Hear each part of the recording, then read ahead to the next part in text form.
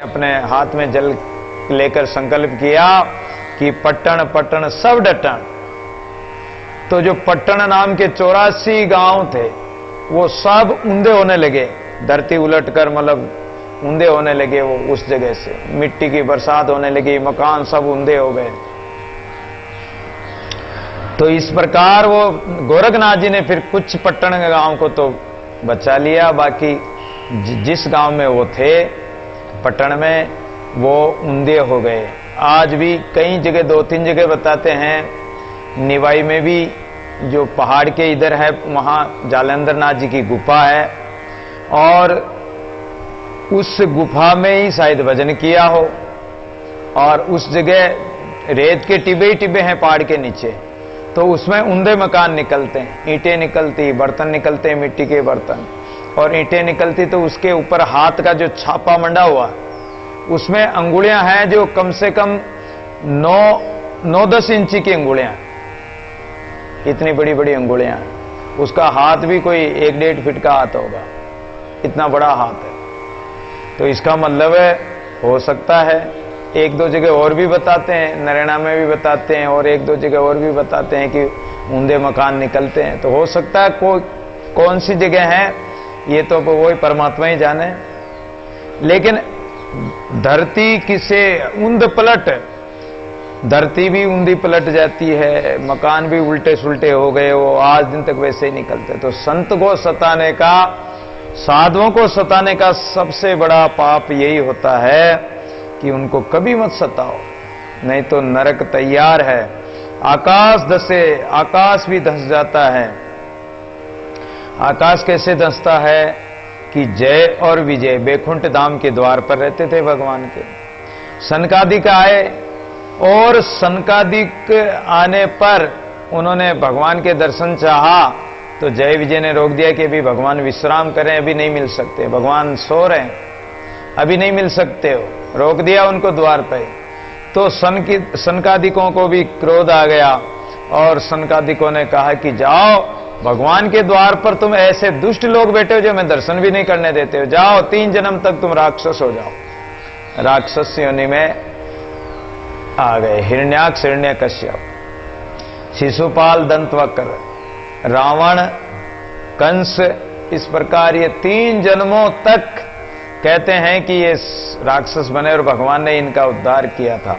तो आकाश धसने का मतलब है कि वो आकाश से नीचे गिर गए। धरती किसे तीनों लोक गरक। जयदेव जी महाराज अच्छे महान संत थे। एक वृक्ष के नीचे एक रात रहते थे, इतने त्यागी। एक वृक्ष के नीचे एक ही रात रहना, दूसरी रात उस पेड़ के नीचे नहीं रहना, इतना त्याग। और जैसे पीपड़ी है, नीमड़ी है, बोड़ी है, खेजड़ी है, तो स्त्रीवाचक वृक्ष के नीचे भी वो उसकी छाया में भी नहीं बैठते थे, उस पेड़ के नीचे भी नहीं जाते थे, इतने त्यागी।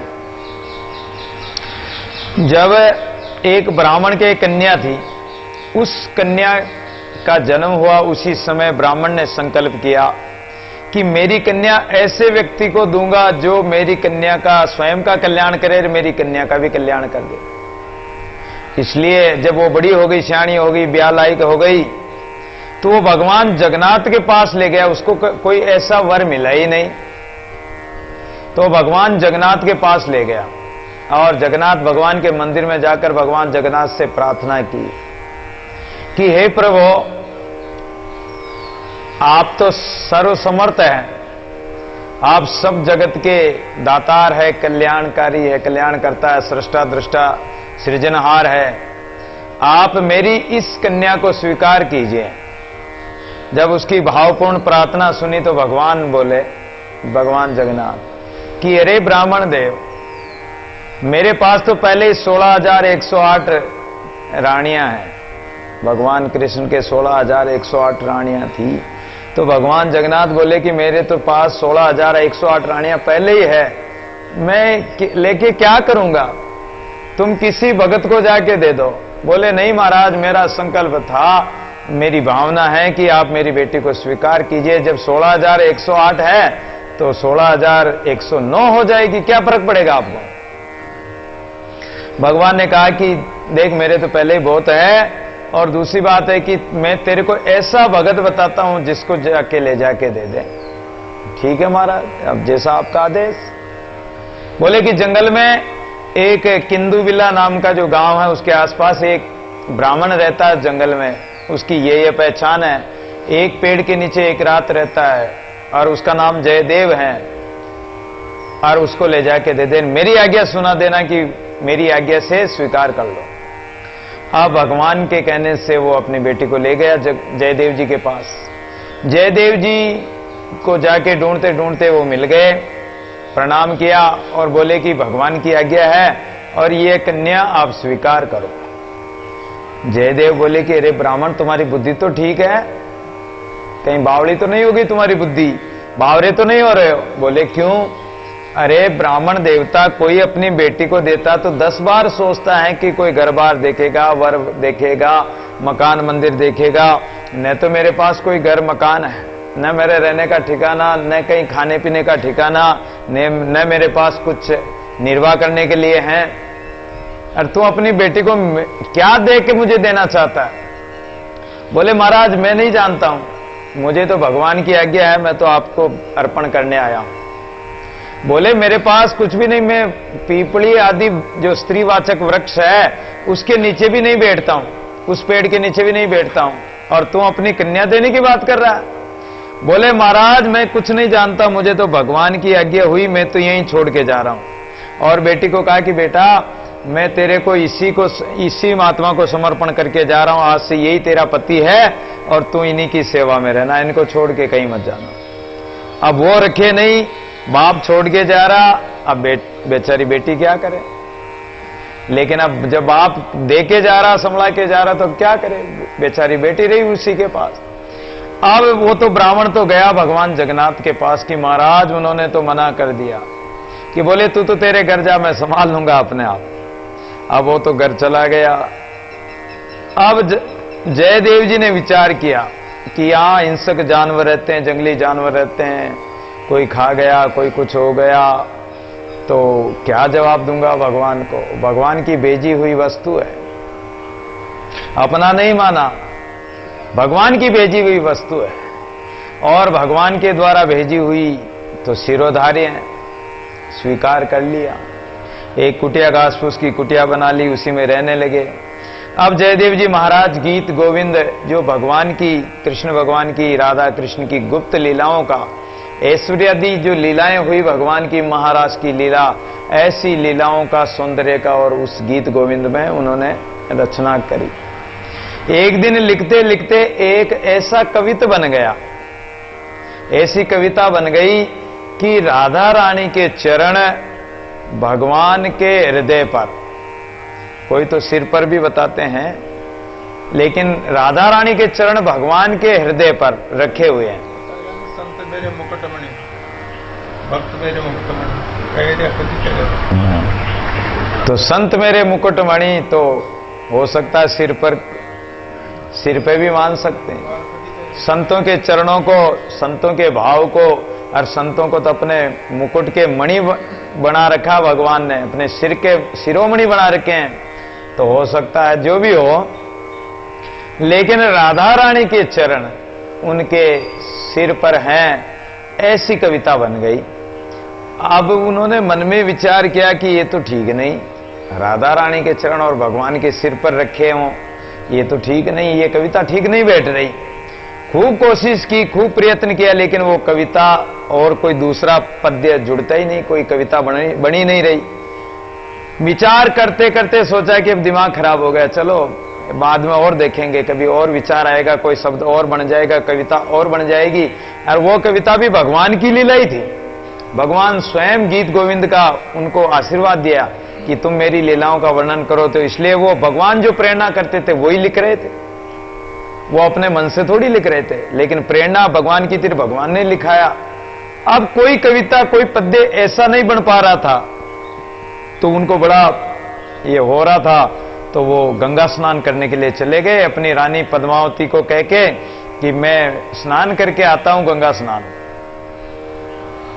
वो तो स्नान करने गए, पीछे से भगवान जयदेव जी का रूप बनाया और वो जो छेवा लगा रखा था किताब में जहां लिख रहे थे, जो चीज नहीं लिखना चाह रहे थे, जो पद्य नहीं लिखना चाह रहे थे, वही भगवान कलम उठाई और कलम से लिख के वापस बंद करके, और भगवान तो अंतर्ध्यान हो गए और चले गए। इधर जयदेव जी स्नान करके आए, बोले अब मूड फ्रेश हो गया, अब देखते हैं देखें कोई कविता अच्छी सी बन जाए।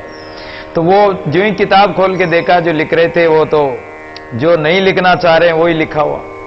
अरे बोले आपने लिख दिया क्या ये? अपनी धर्मपत्नी को पूछा। तो उन्होंने कहा मैंने तो नहीं लिखा, आप ही तो लिख के गए अभी। बोले कब लिख के गया? कि आप स्नान करने गए थे, फिर आपको शायद कोई बात याद आ गई तो आप वापस लौट के आए थे और आपने लिखा है। मैंने देखा आप लिख रहे थे, आप ही आके लौट के आए और लिख के वापस चले गए। तो बोले मैं तो अभी आ रहा हूं, मैं आया ही नहीं।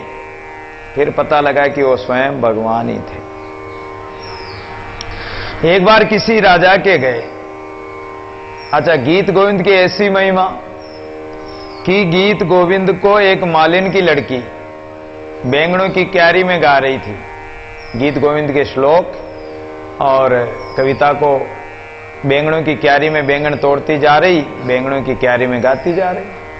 भगवान जगन्नाथ अपने भगत की वाणी को सुनने के लिए और उस बैंगनों की क्यारी में भगवान जगन्नाथ उनके पीछे पीछे घूम रहे हैं।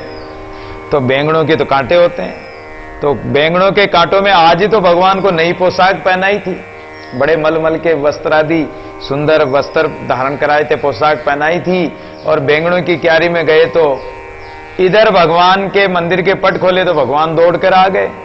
जब भगवान के मंदिर में देखा तो भगवान की पोशाक पूरी फटी हुई, लीर लीर हो रही, चीर चीर हो रही जगह जगह से। पंडे पुजारी बोले कि वाह भगवान, आज ही तो नई पोशाक पहनाई और आज ही पोशाक को फड़ा लाए। कौन से भगत के गए जो तुम्हारे पोशाक को ही फाड़ दिया? किस भगत से फड़ा कर लाए हो पोशाक? भगवान बोले कि एक मालिन की लड़की एक बैंगनों की क्यारी में भगवान गीत गोविंद के श्लोक गा रही थी और मैं सुनने मेरे भक्त की वाणी सुनने के लिए मैं उसके पीछे पीछे घूमने लगा तो बैंगनों में उलझ कर और पोशाक फट गई। मैं क्या करूं? अब भगवान समर्थवान भगवान को क्या कहे। राजा इत्यादि सब ने कहा कि गीत गोविंद को बड़े प्रेम से और ऐसी जगह में पढ़ना चाहिए जहां पवित्र आसन लगाकर, पवित्र जगह में, हर जगह नहीं पढ़े, ढूंढेरा पिटवा दिया। अब इतनी महिमा हुई तो राजा ने सोचा कि गीत गोविंद मैं भी लिखूं। राजा ने भी गीत गोविंद लिख दी। गीत गोविंद लिख दी तो उस गीत गोविंद का महत्व क्या था। और राजा ने लिखा तो ब्राह्मणों को बुलाया और कहा कि जाओ मेरी इस गीत गोविंद की बहुत कॉपियां करो, लिखो और इसका प्रचार प्रसार करो। जब विद्वानों ने उसको पढ़ा तो बोले कि इसमें तो वो रस नहीं है जो भक्ति का रस, जो प्रेमा रस, जो श्रृंगार का रस, भगवान के सौंदर्य का जो वर्णन है जयदेव जी की गीत गोविंद, वो रस, वो आस्वादन इसमें नहीं है। महाराज इसको कोई विद्वान नहीं मानेगा। लेकिन अब राजा को सामने कौन कहे? बोले कि सबसे श्रेष्ठ कौन सी गीत गोविंद है, मेरी गीत गोविंद को प्रसिद्ध करो। बोले महाराज एक काम करो, ऐसे तो प्रसिद्ध कौन मानेगा परीक्षा होए बिना, तो परीक्षा कैसे करें? बोले जयदेव जी की गीत गोविंद और आपकी गीत गोविंद को दोनों को भगवान जगन्नाथ के मंदिर में रख दो, जिसको भगवान अपना लेंगे वो श्रेष्ठ हो जाएगी, अपने आप ही परीक्षा हो जाएगी। बोले हाँ ठीक है। दोनों पुस्तकों को मंदिर में रख दिया। तो राजा ने बड़ी चालाकी की, अपनी गीत गोविंद को ऊपर ही ऊपर रखा कि भगवान मेरी उठाएंगे। लेकिन भगवान तो अंतर्यामी हो तो सब जानते हैं। और प्रातःकाल जो ही पट खोले तो भगवान ने राजा की गीत गोविंद को तो नीचे फेंक दिया जो बिखर गई, और जयदेव जी की गीत गोविंद को उठाकर अपने हृदय से कंठ से लगा रखी थी। बोले कि यही सर्वश्रेष्ठ है। अब तो राजा बड़ा दुखी हुआ मन ही मन, और राजा अपने आप को अपमानित मानने लगा कि भगवान ने तो मेरा अपमान कर दिया। अगर कोई मनुष्य होता तो मैं देखता, भाई राजा है, कोई मनुष्य होता तो मैं उसको देखता, लेकिन अब भगवान को तो क्या कहें, भगवान तो सर्वसमर्थ है। अब राजा अपमान के कारण स्वयं ही दुखी होकर और आत्महत्या करने के लिए तैयार हो गया, और नाव में पत्थर भर लिए, अपने शरीर के पत्थर बांध लिए और नाव वाले को बोला कि मुझे तो ले जाकर किसी गंगा नदी में किसी जगह जहां गहरा पानी हो उस जगह मुझे डाल दे, मैं तो आत्महत्या करूंगा, भगवान ने मेरा अपमान कर दिया, तो अब जीने का क्या फायदा। जब भगवान की आकाशवाणी हुई कि अरे राजन क्यों मरता है, कि महाराज आपने तो मेरा अपमान ही कर दिया, मेरी गीत गोविंद को ही फेंक दिया। बोले कि चिंता मत कर, जो 12 सर्ग है गीत गोविंद में, उस एक एक सर्ग में और तुम्हारे जो गीत गोविंद के एक एक श्लोक एक एक सर्ग में जोड़ दे तो तुम्हारी वाणी भी उनके साथ प्रसिद्ध हो जाएगी। पूरी वाणी तो होगी नहीं, लेकिन एक एक श्लोक एक एक सर्ग में जोड़ दो। फिर वो जोड़ दिया। उस गीत गोविंद को बड़े मतलब भाव से, श्रद्धा भाव से अच्छी जगह में उसको पढ़ा जाने लगा। इस बात को सुना कि भगवान सब जगह सुनते हैं, इस गीत गोविंद के पीछे पीछे भगवान भागते हैं। तो एक मुसलमान घोड़े पर बैठकर और बोला कि देखे मैं परीक्षा लेता हूं कौन से भगवान पीछे पीछे भागते हैं, सुनते हैं इस गीत गोविंद को। तो घोड़े पे बैठकर ऐसे हाथ में रखकर पढ़ रहा था। उस समय हवा का ऐसा झोंका लगा, घोड़ा तो तेज दौड़ रहा था कि भगवान कैसे सुनते, देख मैं देखता हूं। तो एक झोंका लगा हवा का, तो पुस्तक नीचे गिर गई उसके हाथ से छूटकर। जब नीचे गिर गई तो पीछे से भगवान सुन रहे थे और भगवान घोड़े पे बैठे हुए सुन रहे थे, पुस्तक को